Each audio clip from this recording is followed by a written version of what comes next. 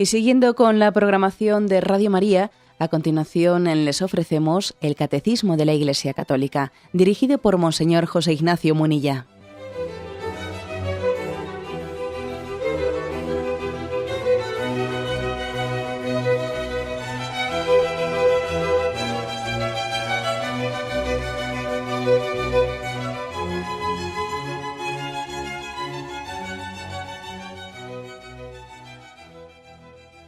Un cordial saludo a todos los oyentes de Radio María. Un día más, con la gracia del Señor, proseguimos el comentario del Catecismo de nuestra Madre la Iglesia. Entramos en un apartado de 2 puntos dentro de la explicación del 5.º mandamiento, que tiene como título el homicidio voluntario. Son los puntos 2268 y 2269.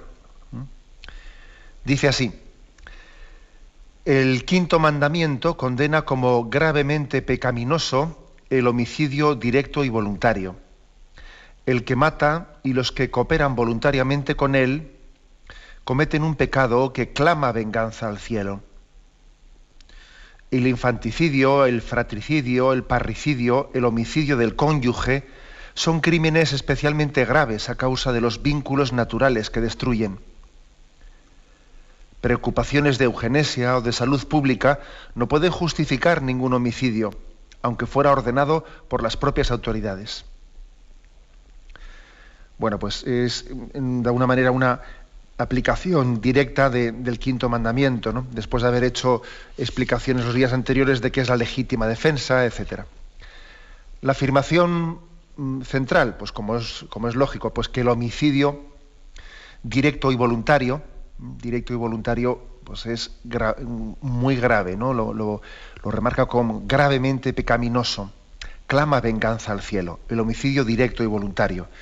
Bueno, pues como veis, cuando habla de homicidio directo y voluntario, bueno, pues distingue de que pueda ocurrir de una manera involuntaria, que lógicamente pues no tiene ese grado de imputabilidad, aunque puede haber también graves responsabilidades, pero no tiene ese grado de imputabilidad cuando algo ocurre involuntariamente, y también se dice directo, ¿no? Y cuando dice directo lo dice pues para distinguirlo de lo que hablábamos también del principio de doble efecto, ¿no? Que puede ocurrir pues que a veces de una manera indirecta, no directa sino indirecta, y no como fin ni como medio, sino que a veces se produce la muerte de un ser como una consecuencia de haber hecho una obra moralmente buena, ¿no? Pues por ejemplo, es el caso de un médico que tiene que intentar separar a 2 siameses que están unidos e intentando salvar a uno, al que tiene más probabilidades de vida, pues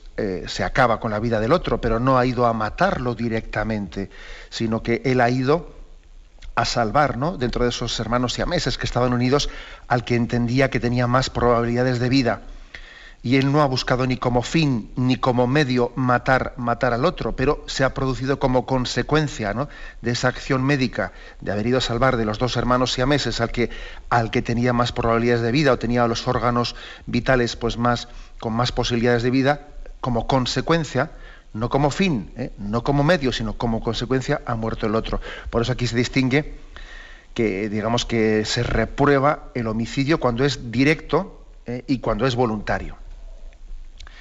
Bien, pero además de esta distinción, ¿no?, de que el homicidio pues tiene toda la gravedad moral cuando es voluntario y cuando es directo, además de esto aquí se dice una cosa que tiene aplicaciones pues muy concretas, ¿no? Dice: el que mata y los que cooperan voluntariamente cometen un pecado que clama al cielo. Los que cooperan, ojo, porque claro, puede existir también el homicidio de guante blanco. El homicidio de guante blanco. Puede existir el asesino que no se ensucia sus manos y puede llegar a tener bastante más culpabilidad que el que aprieta el gatillo. En muchos países, cuando alguien quiere asesinar a otro, pues recurre a los sicarios, ¿no? Como se dice, se les da este nombre en Hispanoamérica muchas veces a los sicarios, que son pues niños de la calle, a los cuales les dan 4 duros, les dan un dinero y cuesta tanto dinero matar a tal persona, cuesta tanto dinero matar a la otra, y son sicarios, ¿no? Pues niños y jóvenes que han ido entrando en bandas y que son los ejecutores, ¿no?, de de los homicidios, pero sin duda alguna detrás de ellos existe un grado de culpabilidad pues superior incluso a la que ellos mismos tienen, ¿no?, realizando esos asesinatos. Es decir, aquí dice el catecismo con mucha precisión, el que mata y los que cooperan voluntariamente. Los que cooperan, incluso he puesto el caso ahora que no solo es cooperar, sino que es también de alguna manera ordenar, ¿no?, ser quien ordena, ser quien pone en marcha, ¿no?, de una manera consciente y voluntaria un asesinato, el asesino de guante blanco. Pero además también hay no únicamente quien lo ordena y lo pone en marcha, sino quien coopera a ello. Y en esto pues creo que la Iglesia ha denunciado muchas veces, ¿no?, pues por ejemplo, con el tema del terrorismo. Pues que claro, existe un grado de culpabilidad moral y de responsabilidad moral, pues no solo en quien ejerce de terrorista, ¿no?, sino también quien de alguna manera está cooperando con ese terrorismo. Está cooperando, ¿no? A veces puede ocurrir que en determinadas circunstancias y situaciones unos ponen el punto de mira y otros van y disparan, pero lógicamente tiene un grado de culpabilidad moral muy grave quien está de alguna manera cooperando con el terrorismo, no condenándolo, justificándolo, o incluso con determinadas acciones poniendo en gravísimo riesgo pues a potenciales víctimas del terrorismo, pues que después vendrá alguien y será quien ejecute, ¿no?, quien ejecute pues una especie de sentencia.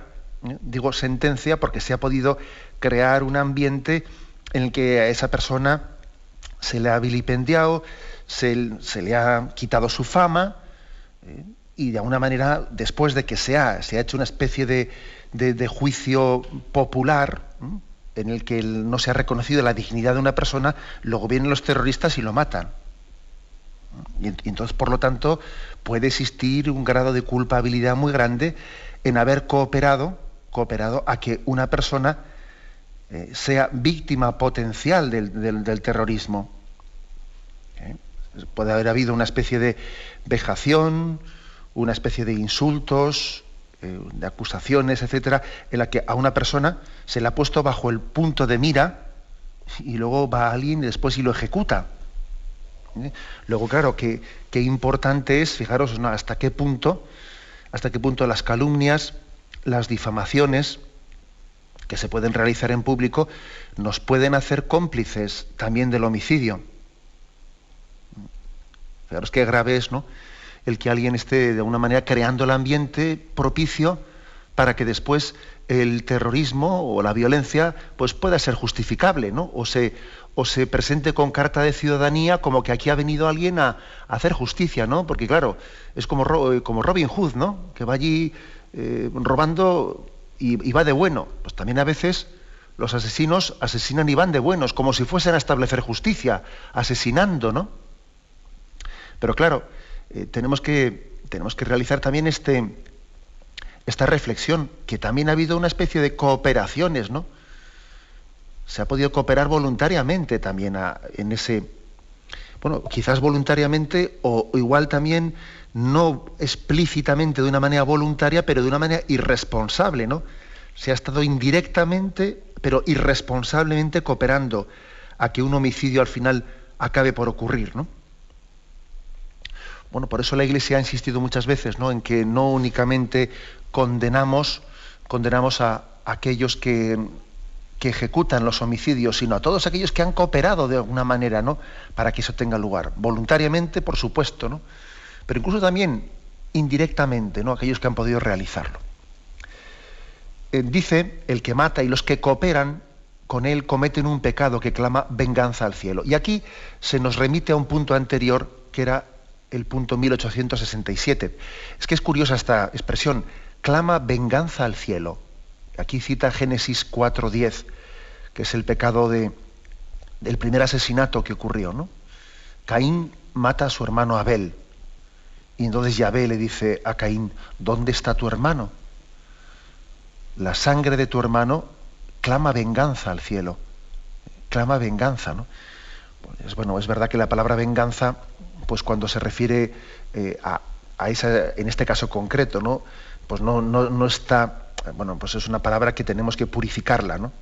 Yahvé Yahvé no es vengativo, pero sí Yahvé tiene la santa cólera. También la Sagrada Escritura utiliza expresiones como la santa cólera de Yahvé, es decir, clama al cielo, ¿no? Y Dios no puede determinados pecados, no puede sino, igual que Jesucristo, allí pues hizo aquel gesto profético de la expulsión de los mercaderes del templo, lleno de la cólera de Dios, o el santo celo por la gloria del Padre y por la casa del Padre le hizo realizar aquel gesto de expulsión de los mercaderes del templo. También hay una serie de pecados especialmente graves que claman al cielo, que claman venganza al cielo, ¿no? Aquí la palabra venganza, como podéis imaginar, la utilizamos en un sentido metafórico, pero bueno, es una palabra bíblica que nosotros no nos vamos a avergonzar de ella, ¿no? Clama al cielo. El punto 1867, en su momento lo explicamos, pero bueno, aquí como lo refiere también el Catecismo, lo vamos a repasar. Es un punto en el que decía, en la Sagrada Escritura, en distintos lugares, se habla de los pecados que claman al cielo. ¿Cuáles son esos pecados que claman al cielo? Bueno, pues fijaros, decía aquel punto. Claman al cielo la sangre de Abel, el pecado de los sodomitas, el clamor del pueblo oprimido en Egipto, el lamento del extranjero, de la viuda y el huérfano, la injusticia para con el asalariado. Estos son los pecados que en distintos lugares de la Escritura, Génesis, Éxodo, Deuteronomio, etcétera, dice que claman al cielo. Y creo que es bueno hacer un pequeño repaso de estos pecados. Ahora no nos vamos a detener mucho con esto, como os podéis imaginar, pero sí que caigamos en cuenta que son pecados de especial gravedad, que la Sagrada Escritura ha utilizado con ellos esta expresión: clama al cielo. O sea, Dios no puede quedarse callado ante estos pecados, ¿no? La sangre de Abel, bueno, pues esto es lo que estamos explicando estos días. Dice también el pecado de los sodomitas. Bueno, esto, como os podéis imaginar, decirlo hoy en día es absolutamente políticamente incorrecto, ¿no? Sí, también clama al cielo. Clama al cielo no el que una persona pueda tener una tendencia homosexual, sino que se realicen prácticas homosexuales que son totalmente aberrantes y contrarias a la naturaleza. Clama al cielo. Clama al cielo una vivencia y utilización de la sexualidad tan contraria al orden establecido por Dios, ¿no? Dice que clama al cielo. Lo tenéis en Génesis 18:20. Dice también el clamor del pueblo oprimido en Egipto, Éxodo 3, es decir, la explotación de los pueblos poderosos a los pueblos débiles, clama al cielo. Aquí podríamos decir también, clama al cielo, ¿no? Las diferencias entre el norte y el sur, entre los países ricos y los países pobres, es un pecado ante el que Yahvé no va a permanecer con los brazos cruzados, y él establecerá justicia y pedirá cuentas, ¿no?, de ese pecado en el que tenemos complicidades. Dice, el lamento del extranjero, de la viuda y del huérfano. El lamento del extranjero, ¿no?, que puede ser maltratado, que sufre fuera de su país, de la viuda, del huérfano. Clama al cielo. Yo también aquí una cosa que digo, que es de especial actualidad, ¿no? Clama al cielo el sufrimiento de los niños cuyos padres se desunen y que se sienten frustrados, ¿no?, porque tienen que ver cómo lo que más quieren en su vida, que es a su padre y a su madre, se les obliga a hacer una especie de opción y tienen que sufrir por verse derrumbarse aquello que para ellos es la columna de su vida, que es la familia unida, y tienen que tragar con eso. Y eso clama al cielo. Que les hagamos a los niños tragar con esas situaciones, ¿no? Y por último dice, la injusticia para con el asalariado, Deuteronomio 24, versículo 14, clama al cielo que se cometan injusticias pues en el mundo laboral pues tan graves, ¿no?, y que algunos pues estén edificando su riqueza sobre pues la vida tan pobre y precaria de otros trabajadores a los que se les maltrata, ¿no? Es curioso, pero aquí, digamos, el catecismo ha tenido, yo diría, la delicadeza, la intuición de que era importante recoger en distintos lugares de la Sagrada Escritura donde se dice que hay pecados que claman al cielo. La sangre de Abel, el pecado de los sodomitas, el clamor del pueblo oprimido en Egipto, el lamento del extranjero, de la viuda, del huérfano, la injusticia para con el asalariado. Tenemos un momento de reflexión y continuamos. Escuchan el programa Catecismo de la Iglesia Católica con Monseñor José Ignacio Munilla. Continuamos el comentario de este punto 2268. Después de haber hecho esa afirmación de que del grave pecado que supone el homicidio directo y voluntario y la cooperación con ese homicidio y cómo estos pecados claman al cielo, después especifica lo siguiente: el infanticidio, el fratricidio, el parricidio, el homicidio del cónyuge son crímenes especialmente graves a causa de los vínculos naturales que destruyen. Bueno, lógicamente todo crimen es grave, pero es verdad que existe todavía pues, una gravedad especial cuando el pecado nos ciega hasta tal punto que somos capaces, que el ser humano es capaz de atentar contra los propios lazos naturales, ¿no?, que tiene con sus hijos, o con sus padres, o con sus hermanos, o con sus esposos o esposas, ¿no? Fijaros, aquí dice infanticidio. Bueno, el infanticidio, es verdad que en algunas culturas, yo creo que es un pecado especialmente, me refiero ya al matar a un niño nacido. Bueno, pues un pecado que suele tener un componente muy fuerte de egoísmo y de impaciencia. De egoísmo y de impaciencia, ¿no? O de histerismo, es decir, el que lógicamente cuidar a un niño supone tener paciencia, supone olvidarte de ti mismo. Y a veces la impaciencia al ser humano le incomoda de tal manera que le mete pues, en una situación de histeria, ¿no? De histeria que puede llegar a acabar con la vida del niño.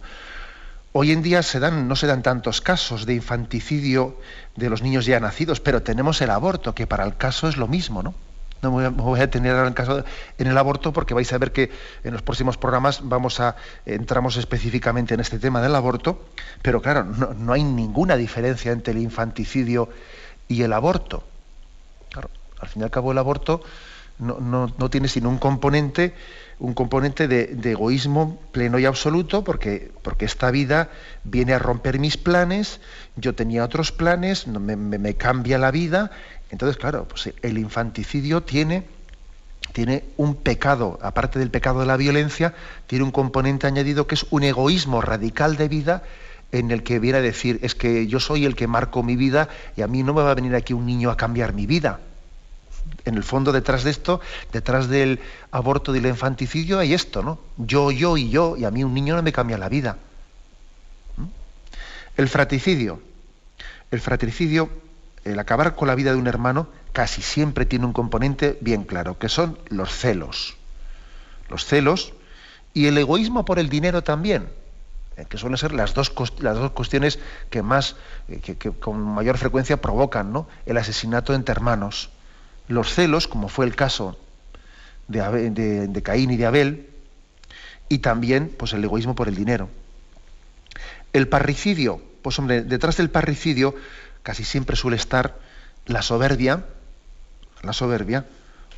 o también de alguna manera pues el afán por el dinero, igual que el caso del fratricidio. La soberbia, porque existe a veces en los hijos, existe pues una tendencia verdaderamente soberbia de no aceptación de un principio de autoridad, que puede llegar hasta tal punto que se comete ese pecado gravísimo de matar a un padre. No es el pecado de soberbia, cuando se liga con el dinero, pues bueno, todos sabemos lo que supone, ¿no? Pero quizás lo tenemos que detener especialmente en el cuarto aspecto que aquí señala el Catecismo, por el grado de actualidad que tiene. Cuando dice el homicidio del cónyuge, pues sí, estamos viendo hasta qué punto en nuestros días está creciendo lo que se llama la violencia doméstica. Algunos le llaman la violencia de género. Yo creo que tenemos que intentar no utilizar esa palabra, porque es como introducir conceptos que están viciados, ¿no?, propios de la ideología de género. La violencia doméstica, la violencia en el hogar, o la violencia machista, o como queráis llamar, ¿no?, verdaderamente es otra de las características de nuestro tiempo. de nuestro tiempo, ¿no? Eso es curioso, es que cuando no nos aguantamos a nosotros mismos, cuando rechazamos la ley de Dios, pasamos a no aguantarnos a nosotros mismos y a percibir como enemigo a todo aquel que nos rodea. Pero la violencia de género tiene, la violencia doméstica, que acabo de corregirlo, la violencia del marido hacia la mujer, tiene un componente pues muy claro, ¿no? Que es el componente de un egocentrismo, de un machismo, de un sentido posesivo muy grande, y además suele estar causada, y esto es una cosa que yo creo que en estos días no se dice, ¿no? Está en gran manera enfatizado por esta cultura tan hipererotizada, esta cultura en la que la pornografía ha pasado a formar parte de la vida habitual, ¿no? De la habitual, y está tan al alcance de la mano de todo el mundo, y el hecho de que hayamos normalizado algo tan bárbaro como la pornografía, que lo tengamos tan al alcance de la mano, que sea casi un objeto de consumo, ¿no? La pornografía, eso ha supuesto que la mujer pase a ser un objeto. Claro, es así, que la mujer sea considerada no como un ser personal con el que se tienen unos vínculos personales, no, sino que la pornografía y el hecho de que se le haya dado una carta de naturalidad a la pornografía ha supuesto que implícitamente estemos negando la dignidad de la mujer. Claro, se habla mucho de derechos de la mujer, dignidad de la mujer. Sí, eso es como aquel ejemplo de la mitología griega en el que durante el día estaba tejiendo y por la noche destejía. Por el día reivindicamos la dignidad de la mujer y la igualdad de la mujer, y por la noche la denigramos como si fuese, un objeto de consumo, ¿no? Un Kleenex de usar y tirar. Es totalmente contradictoria esta cultura. Eso supone que en verdad, en la realidad, en el día a día, la mujer está siendo un objeto de usar y tirar. Y de ahí a la violencia hay un pasito. Porque cuando no se respeta a una persona, el no respeto no suele tener límites. Claro, si yo a ti no te respeto, ¿no? Si en el fondo eres sencillamente un objeto de deseo para mi satisfacción, ese no respeto es muy difícil que tenga un límite hasta aquí. Y es bastante fácil pasar ese límite de la violencia. Y además, antes de pasar el límite de la violencia física, se han solido practicar otro tipo de violencias, ¿no? Que son violencias psicológicas y que son pues, unas auténticas presiones, ¿no? Que se pueden realizar vejatorias hacia la otra persona, hasta el punto de llegar, ¿no? Pues en el seno de la pareja, hasta el punto de llegar, pues, de alguna manera, a provocar una inseguridad muy grande, ¿no? Pues en la mujer, por el trato vejatorio que se tiene hacia ella, ¿no? Entonces es curioso, este es un pecado que clama a Dios también en nuestro tiempo y que debería de hacer pensar cómo está aumentando de año en año. A pesar de que aquí tenemos mucho ministerio de igualdad y una especie de cultura en el que el machismo es continuamente pues, atacado, sí, pero ¿y cómo es posible que con una cultura en la que se enfatiza tanto la igualdad del hombre y la mujer, la dignidad, esté aumentando tanto la violencia doméstica? Porque es que hay datos que claman al cielo, ¿no? El número de mujeres asesinadas, etcétera. Eso es constatable, el aumento de la violencia doméstica. ¿Cómo es posible? Pues, alguien tendrá que hacer una lectura crítica, ¿no? ¿No se estarán sembrando unos valores, ¿no? Sobre el matrimonio, sobre la sexualidad, ¿no? Sobre el respeto de la familia, unos valores que en el fondo son bombas de relojería, ¿no? Y que acaban provocando lo contrario de lo que reivindicamos. Reivindicamos igualdad y en el fondo estamos sembrando unos valores que nos convierten en objetos de consumo unos para los otros. Añade un matiz más, dice, preocupaciones de eugenesia o de salud pública no pueden justificar ningún homicidio, aunque fuera ordenado por las propias autoridades. Es decir, otro tema introduce aquí el catecismo. Pues los pecados, o sea, los homicidios que se han cometido invocando la salud pública o la eugenesia. Bueno, pues un caso bien evidente fue el de la Alemania nazi. Por cierto, que no hace mucho tiempo, el hermano del Papa, sabéis que tiene un hermano sacerdote, contando pues así algunas anécdotas interesantes de la infancia de los hermanos Ratzinger, etcétera. Contaron cómo ellos habían tenido, pues no recuerdo si era un primo o un tío, creo que era un primo, pues que era deficiente, y en aquellos tiempos de la Alemania nazi, antes del estallido de la Segunda Guerra Mundial, pues bueno, ahí había salido una ley eugenésica en la que tenían que tener un ingreso forzoso en algún tipo, pues así como de, entre comillas, psiquiátricos o con el nombre que les diesen en esos centros, y al cabo de 2 meses o 3 de haber ingresado, recibieron en casa, los hermanos Ratzinger, recibieron una carta de que había fallecido. Y fue la Alemania nazi la que introdujo esta eugenesia por primera vez en la historia, por primera vez de una manera, digamos, legal y pública, en la historia de la humanidad, ¿no? Y cuando después Holanda, ¿no?, en nuestros tiempos, ¿no?, en estos tiempos modernos, cuando Holanda fue el primer país en legalizar la eutanasia, tuvo que cargar con el peso moral de ser la segunda nación del mundo, ¿no?, después de la Alemania nazi, la segunda nación del mundo, no la primera, porque la primera fue la de Hitler, ¿no? Y eso pesa como un baldón, ¿no?, sobre aquellos que en nombre del modernismo, en nombre de una especie de una civilización nueva, ¿no?, pretenden introducir la eutanasia, ¿no?, o la eugenesia encubierta, ¿no?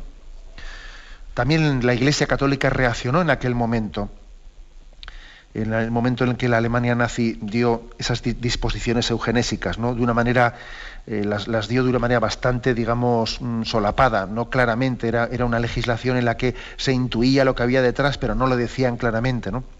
Y incluso hubo algunos obispos alemanes católicos que hicieron gestos proféticos, como incluso revestidos con todas las ropas litúrgicas, con su casulla, con su mitra, con su báculo, y rodeados de todos sus seminaristas, hicieron gestos proféticos como presentarse ante pues la Cancillería alemana, yendo en procesión por la calle, y en una especie de procesión que concluía en el despacho del canciller, presentar la queja de la Iglesia Católica frente a esas leyes eugenésicas, ¿no?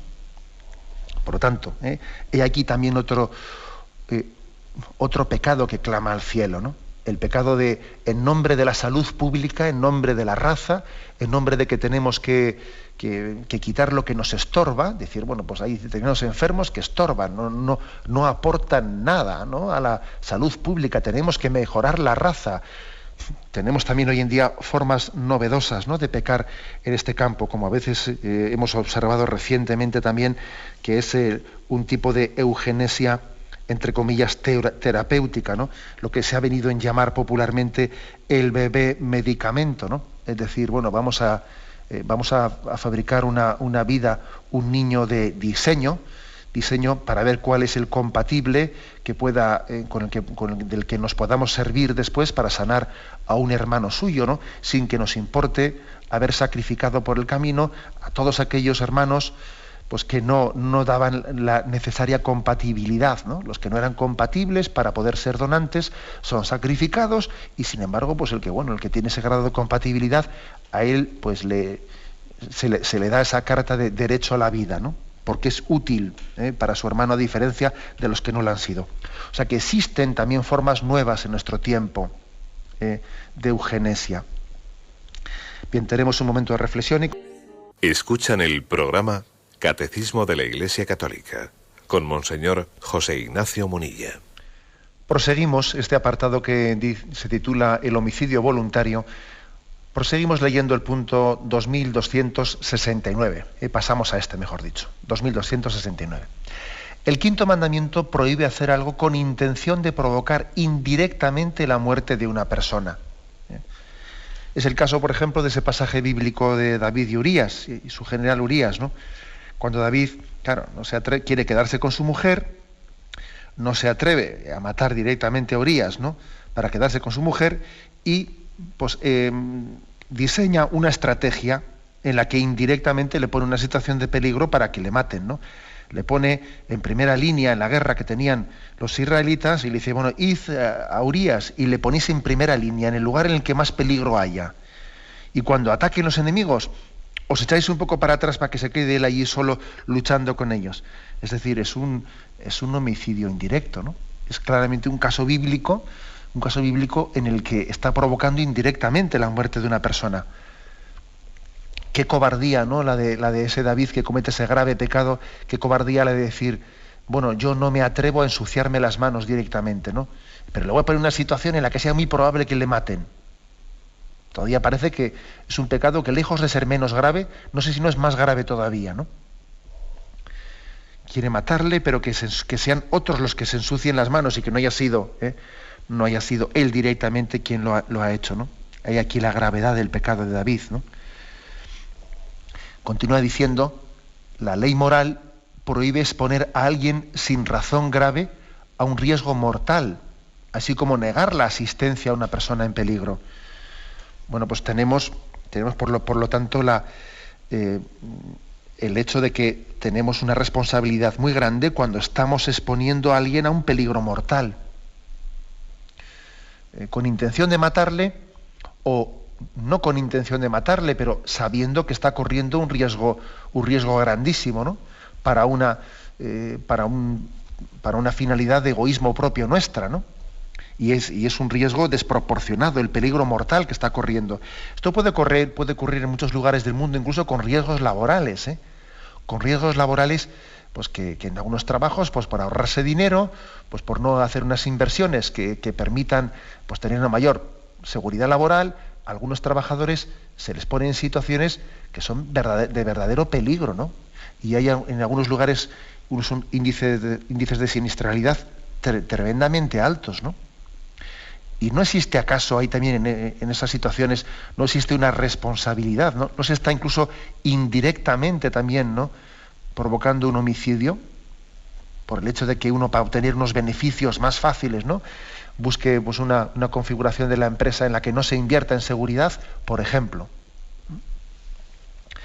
Pero bueno, también nosotros mismos podemos pecar para con nosotros mismos de correr riesgos mortales innecesarios. Había que hacer también un discernimiento de lo que supone, por ejemplo, los deportes de alto riesgo. Vamos, es que es proporcionado el que alguien esté corriendo un riesgo en su vida, vamos, que va más allá, ¿no?, de lo sensato, ¿no? Pues por tener sensaciones fuertes o por tener fama, porque todo el mundo diga, mira, ha sido él el primero quien lo ha hecho, ha batido no sé qué récord, ha batido no sé qué, ¿no? Y a veces la vanidad de tener una fama o de ponernos en el libro de los Guinness, de los récords, ¿no? La vanidad nos puede hacer caer en pecados muy graves de poner en riesgo nuestra salud, ¿no?, y nuestra vida misma. ¿Eso acaso no es un pecado también, tal y como aquí está de alguna manera expresando este punto del catecismo? O sea, que ojo, que como veis, el no matarás después también tiene especificidades que hay que saber una por una irlas midiendo, ¿no? Y dice que también supone pecar contra el quinto mandamiento como el negar la asistencia a una persona en peligro. También eso supone pecar contra el quinto mandamiento, el negar esa ayuda.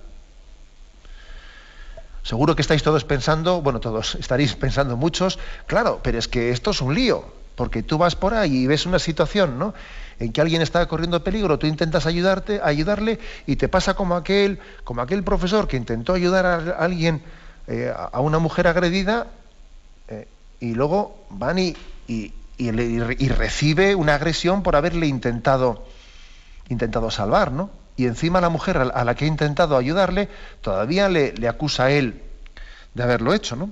Te metes en líos, o sea, intentas ayudar a alguien, te metes en líos y encima te viene encima tuyo, ¿no?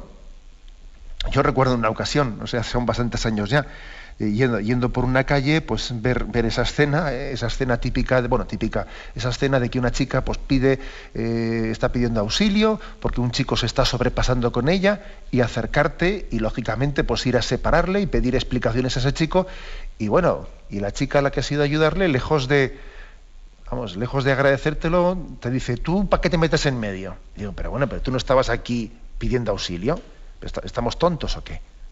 Y eso ocurre, ¿no? Y este tipo de situaciones que también son un fiel reflejo de cómo nos estamos desestructurando, ¿no? Y perdiendo un poco, ¿no?, el norte en la vida, pues pueden ser el caldo propicio para que nosotros renunciemos o nos escapemos, ¿no?, de esas situaciones en las que tenemos que ayudar a una persona en peligro. Y creo que pecaríamos gravemente si así lo hiciésemos, ¿no? Aunque tengamos el riesgo de hacer el primo, como se dice, ¿no?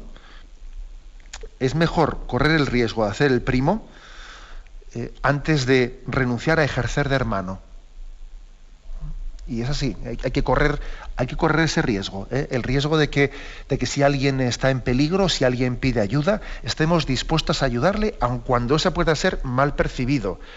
Que también vamos a confiar en que muchas veces no lo será, por supuesto. O sea, no pensemos siempre en negativo, ¿no? Pero aun cuando corramos ese riesgo, aun cuando incluso supongamos que pueda ocurrir, nosotros tenemos que hacer el bien no por el reconocimiento que vaya a tener. Tenemos que hacer el bien por él mismo, ¿no? Sin otro grado de recompensa. La recompensa del bien es el bien mismo. Luego, aquí se nos recuerda, ¿no? Es grave, es un pecado grave contra el quinto mandamiento negar la asistencia a una persona en peligro. Y eso supone prontitud, supone tener capacidad de reflejos, ¿no? Supone pues olvidarnos de nosotros mismos, olvidarnos de lo que llevamos entre manos, ¿no? Tener prontitud para decir, si yo iba a hacer esto, bueno, ahora olvídate de eso, porque hay una necesidad perentoria que me tiene que hacer olvidar de qué me tocaba hacer ahora, ¿no? Ahora lo que me toca es dejar todo y centrarme en la ayuda a esa persona en peligro. Continúa este punto, ¿no? Dice, la aceptación por parte de la sociedad de hambres que provocan muertes sin esforzarse por remediarlas es una escandalosa injusticia y una falta grave. Es que, ojo, también una forma de matar y ser cómplices de la muerte de muchos seres inocentes es quedarse de brazos cruzados ante situaciones de hambrunas internacionales, etcétera, ¿no? Eso nos hace también cómplices de la muerte de los inocentes.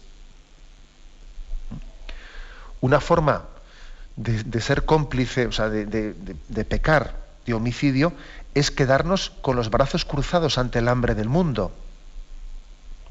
Hay que ver cómo cuando nos toca de cerca, cómo reaccionamos, ¿no? Aquí existe una crisis económica y aquí enseguida se pone todo patas arriba y somos capaces de poner un montón de, cientos de miles de millones de euros para salvar a los bancos. Para salvar a los bancos, fíjate tú. Para salvar a los bancos aquí se saca, no sé de dónde, por cierto, no sé de dónde, se pone encima de la mesa cientos de miles de millones de euros, ¿no? Y dice uno, pero bueno, y todo ese dinero estaba ahí. Y ese dinero no se podía poner también pues para otras situaciones que son bastante graves, como son por los millones de personas que pueden morir de hambre en el mundo. O sea, es decir, cuando resulta que para salvar mi tejado y el tejado de un banco demostramos que teníamos todo ese dinero, o sea, no hemos sido capaces ni de utilizar una mínima parte de ese dinero para salvar a tantas víctimas del hambre del mundo. Pero bueno, pero qué pecado tan grave es este, ¿no? ¿Qué pecado tan grave es este? O sea, que aquí hablando del homicidio, pues es que también hay que hablar de esto, ¿no? Dice el Catecismo, la aceptación por parte de la sociedad de hambres que provocan muertes sin esforzarse por remediarlas es una escandalosa injusticia y una falta grave, y nos hace cómplices de homicidio.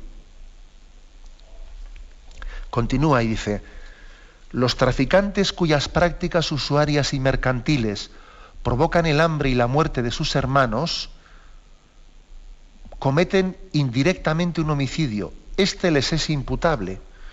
Claro, el hecho de que alguien diga, bueno, pues yo me estoy enriqueciendo, pues sencillamente traficando armas. Yo me estoy enriqueciendo vendiendo droga. Te puedes imaginar que tú no puedes ser inocente. O sea, tú eres culpable de la muerte que generas con ese tráfico de drogas o con esa venta furtiva de armamento. Tú eres culpable de homicidio.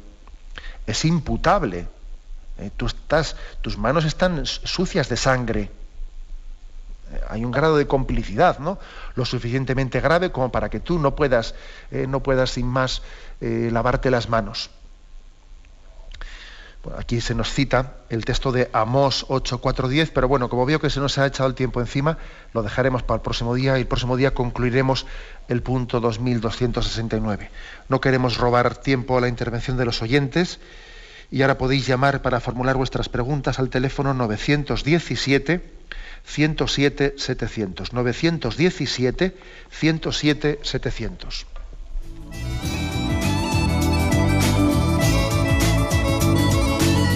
¿Le gustaría tener sus programas favoritos de Radio María en CD o DVD?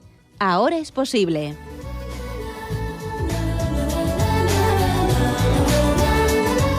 Le sugerimos que primero se informe en qué formato de audio lo puede escuchar en su equipo, DVD o CD, teniendo en cuenta que no todos los lectores de CD pueden reproducir el formato digital MP3 en el que enviamos nuestros programas.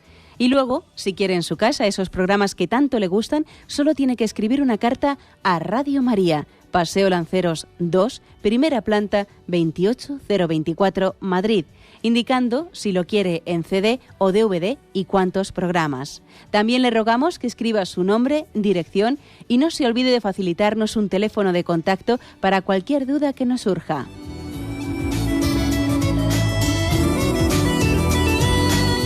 Radio María, más cerca de usted. Escuchan el programa Catecismo de la Iglesia Católica con Monseñor José Ignacio Munilla. Sí, buenos días. ¿Con quién hablamos? Sí, hola, buenos días. Buenos días. Soy Miguel de Pamplona. Quería preguntar una cosa porque hablando de lo que han comentado en el programa sobre... yo estaba pensando, por ejemplo, en los toreros que se exponen a un peligro permanente. Me gustaría que hiciera una valoración a ver qué le parece este tema. Y nada más, gracias. Pues sí, la verdad es que también yo, según lo explicaba, es verdad que se me ha pasado por la mente, ¿no? Bueno, yo creo que también hay una serie de... habría que distinguir, y no es fácil, entre un riesgo proporcionado o desproporcionado. Yo creo que el riesgo del torero no es tan desproporcionado. La prueba es que son una pequeña parte de los toreros que pueden perder su vida, ¿no? Bien, es verdad que es muy difícil poner la línea divisoria de cuando hay un riesgo que es proporcionado o desproporcionado, ¿no? También hay, por eso yo he dicho deportes de alto riesgo, porque claro, siempre se puede correr un peligro, pero vamos, hay un momento en el que también hay que ser proporcionado o desproporcionado. También en la manera de practicar el toreo, también en la manera de llevarlo adelante, se puede ser más prudente o más imprudente, ¿no? Puede ocurrir que haya toreros que sencillamente, pues por intentar destacar especialmente, pues pongan en riesgo sus vidas de una manera pues desproporcionada. Y también se puede practicar el toreo pues de una manera pues más, yo diría, más comedida, ¿no? En cualquier caso, yo creo que también este discernimiento, creo que hay que hacerlo cayendo en cuenta también de las responsabilidades que tiene una persona. Creo que, por ejemplo, uno dice, oye, yo en este momento tengo unos niños, tengo una responsabilidad, tengo una familia, y todavía esto es un argumento añadido. O sea, que, por ejemplo, puede haber personas que decidan dejar un trabajo, pues por motivo de que ahora se ven con más responsabilidades y con unos hijos, y entonces entienden que deben de correr menos riesgos, ¿no? No que estuviese bien correr riesgos desproporcionados siendo soltero, no, pero que encima, siendo casado, etcétera, haya todavía más deber moral de buscar una seguridad, ¿no?, en el trabajo. Bien, adelante, vamos a un siguiente oyente. Buenos días. Buenos días, soy Pilar de Santander. Adelante, Pilar. Mire, he oído a este señor y un día comenté con un sacerdote que si es pecado arriesgar la vida con el toreo, y dice, pues no tiene cierta protección. Un torero tiene cierta protección con la capa, con el echar a correr, pero que es mucho más pecado el boxeo. El boxeo dice que es un pecado mortal porque no ahí se pueden matar uno a otro. Bueno, eso es una cosa que he oído por la radio, pero que mi pregunta, mi observación, es que una vez una compañera nos pidió a unas compañeras dinero porque lo urgía, y entonces no nos dijo para qué. Creíamos que era para el negocio, para el trabajo, que era un trabajo honrado, y resulta que después, allá a la larga, nos dijeron que es que había sido para abortar. Y yo me asusté mucho y me fui a confesar que no fue culpa mía, pero a mí me parece que podía tener ahí cierta responsabilidad, cierta culpa, aunque no fue intencionado, por supuesto, que a mí me da mucho miedo eso, ¿eh? Sí. Yo me confesé enseguida y me dijo el sacerdote que no tenía culpa. Nada más que es eso. No, hombre, evidentemente usted no tenía culpa. Sí que puede ocurrir, sin embargo, otra situación distinta a la de usted, en la que alguien, por ejemplo, le pida dinero a otra persona, pues para abortar. Y, por ejemplo, imaginémonos que una persona, yo he conocido el caso de una persona que iba a abortar, que habla con un católico y que el católico le intenta disuadir de que aborte. No lo consigue, él decide abortar, pero entonces el otro le dice, bueno, pues si tú tomas esa decisión de abortar, yo te respeto, aunque no estoy de acuerdo contigo, y va y le da el dinero para que pueda abortar. Y recuerda haberle dicho yo, no, te has equivocado, porque tú, aunque tú has intentado disuadirle de que aborte, tampoco debías de haberle dado el dinero, porque te has hecho cooperador material. Te has hecho cooperador material, es decir, que con el mal no hay que cooperar ni formalmente ni materialmente tampoco, ¿no? O sea, es decir, no hay que colaborar y punto, ¿no? Podría ocurrir que una persona le pida dinero a otro y éste sospeche de que me lo está pidiendo para abortar. Bueno, si hay una sospecha así un poco firme, pues lógicamente no se puede dar ese dinero sin haberlo aclarado previamente, ¿eh? Adelante, vamos a pasar a la siguiente llamada. Buenos días. Hola, buenos días, monseñor. Soy Luis desde Pontevedra. Adelante, escuchamos. Me gustaría que me aclarara qué fundamentación neotestamentaria tiene la doctrina de la legítima defensa ante un agresor que no es inocente. Porque si la fundamentación son aquella conversación que mantuvo Jesús con Pilato, que ha citado usted en anteriores programas, ¿no se contradice esto con el principio de amar al enemigo, de poner la otra mejilla y de amar al enemigo como proclama Jesús? ¿Dónde propone Jesús explícitamente la legítima defensa? Porque en las bienaventuranzas proclama solemnemente, ama a tu enemigo, y no lo condiciona que sea inocente o no inocente. Por tanto, ¿qué base evangélica tiene la legítima defensa? Porque de hecho Jesús no se defendió. Muchas gracias, monseñor. Gracias a ti. Bien, tú ten en cuenta también que digamos, la doctrina católica no está basada exclusivamente, ¿no?, pues en los textos evangélicos, sino en la forma también en cómo la comunidad cristiana los ha leído y los ha interpretado, ¿eh? O sea, es decir, que esto es la Iglesia católica interpreta la Sagrada Escritura en el seno de la comunidad que recibió la Sagrada Escritura, ¿eh? O sea, esto es importante. Nosotros entendemos la Escritura ligada a la tradición. La Escritura ha sido leída e interpretada en el seno de la comunidad cristiana.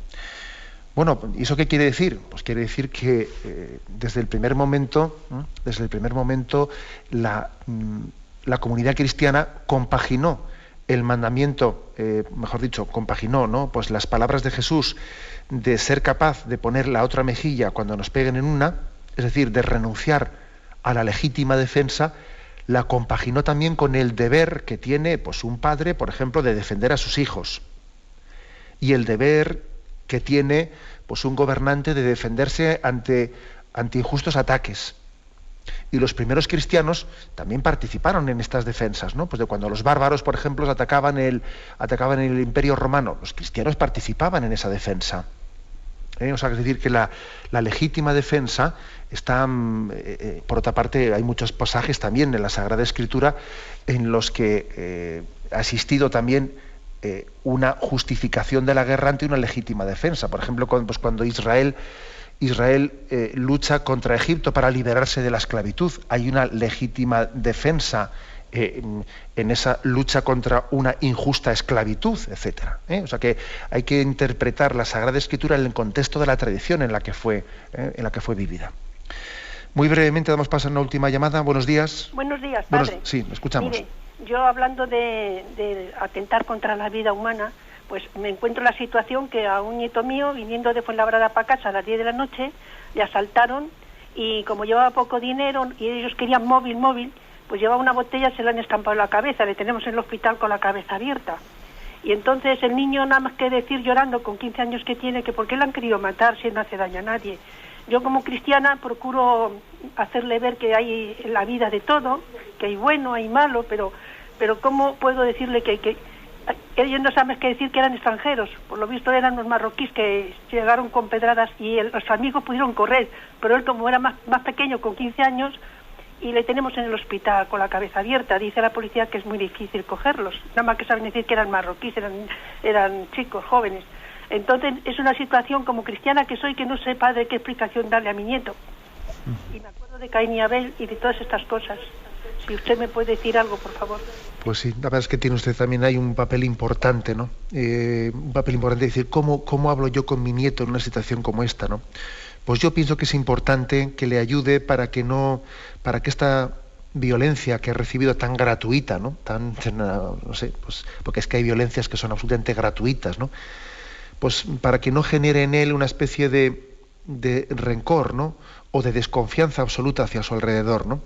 Yo creo que es importante que él también, en vez de generar odio, que usted también rece junto con su nieto, que rece con él por esos jóvenes que le han agredido.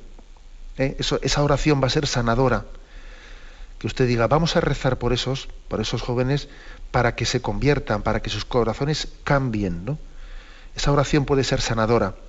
Y al mismo tiempo, lógicamente, usted tiene que decirle a su nieto de que tenga cuidado de que eso que le ha ocurrido pues no le deje pues con una especie de desconfianza hacia el prójimo, con una desconfianza hacia la vida, ¿no? O sea, es importante que el mal no le impida ver el bien, que el mal no le asuste, ¿no? Que no le arredre, no le deje ensimismado, que eso es importante, ¿no? Pero esa oración sanadora yo le aconsejo que la haga con su nieto, que rece, ¿no? Junto con él por esas personas y por todos aquellos que tienen el corazón cegado por la violencia. Me despido con la bendición de Dios Todopoderoso, Padre, Hijo y Espíritu Santo. Alabado sea Jesucristo.